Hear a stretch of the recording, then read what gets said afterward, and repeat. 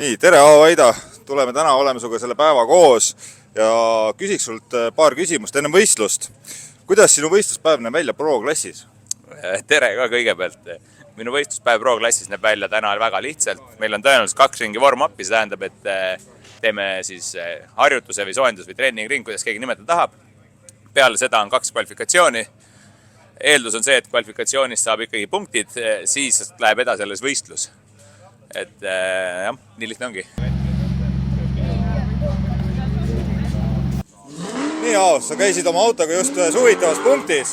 Kas sa oskad öelda, milleks on seda vaja teha, et autot ette näidata enne võistlusstarti? See on tehnoülevaatus põhimõtteliselt rahvakeeli. Aga see on vajalik väga lihtsal põhjusel, et üks asi autot, kui keegi midagi ümber heitab, midagi seadistab vahepeal, siis võib juhtuda nii, et see auto ei vasta enam turvalisustele. On nagu kõige suurem asi, millel rõhk on. Näiteks meie autol, mis oli eelmine nädal kõik korras, täna leiti, et üks istmepolt on lahti keeranud.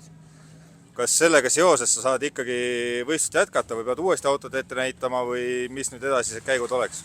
Õnneks see piirdub ainult poldi kinni keeramisega, et me saame selle tehnilise korda kohe ja selles mõttes on kõik hästi. Aga ütleme, et see näitab lihtsalt seda, et ka auto, mis on eelnevalt väga hea olnud, võib tekkida mingi puudus, mida nad peavad kontrollima ja jutt on väga suurest turvalisust, kui juhist on lahti ikkagi.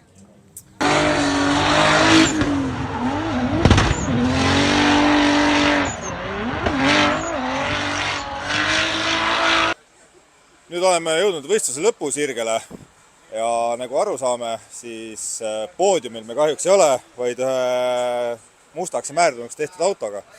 Kuidas sa ise kommenteerid oma tänast võistluspäeva? Täna tegelikult oli väga hea päev, sest et sõidud olid lausad. Esimene top 16 võit oli ikkagi väga hea sõit Craig Merilo vastu. Väga respektin seda tüüpi ennast sõidu mõttes on ta ikkagi, sa tead, et ta läheb alati full throttle, see tähendab seda, et on gaas põhjas, pole vahet, mis rada on. Ja nii on väga hea jälitama minna, see tähendab seda, et sa ei pea mõtlema, kas ta esimeses kurvis teeb mingi nalja sulle või mitte, vaid ta läheb ikka täispangale. Ja sealt sa tulid võitjana välja, nagu me kõik nägime, ja siis sa läks top 8-sse. Ja sinna, kui ma eksi, jäigi su sõit. Sinna jäigi mu number 1, jah, selles mõttes, et ega pole saladus, et vastas oli väga hea auto, väga hea sõit ja vabandage.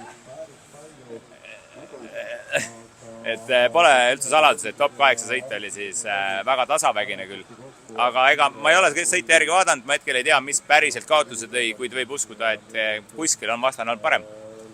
Tavaliselt niimoodi on, aga kui me nüüd siin juba kuulsime väikse kommentaare, et siis võib ka positiivse noodi võtta, et ilm keerab natukene ära, et jääb auto terveks vähemalt tänu vihmasajule. Ma ei tea, ma arvan, et ikkagi iga võidusõidu mees tahaks enne rohkem võita, kui autot lõhkuda, et see väike kriips auto peal ei muudaks mitte midagi, nii et järgmine kord me ikkagi proovime paremini. Väga mõistlik ja mis sina nüüd edasi teete tänase päevaga, et ma saan aru, et mingid asjad tuleb kokku korjata ja kuidagi tuleb kodu ka saada selle asjaga? Jaa, ei, ma tellin helikopteri järgi ja lendan koju. Väga hea, selle me võtame filmi alla ja me ootame, et sa ei võta ootusi. Jaa, aitäh teile. Aitäh sulle.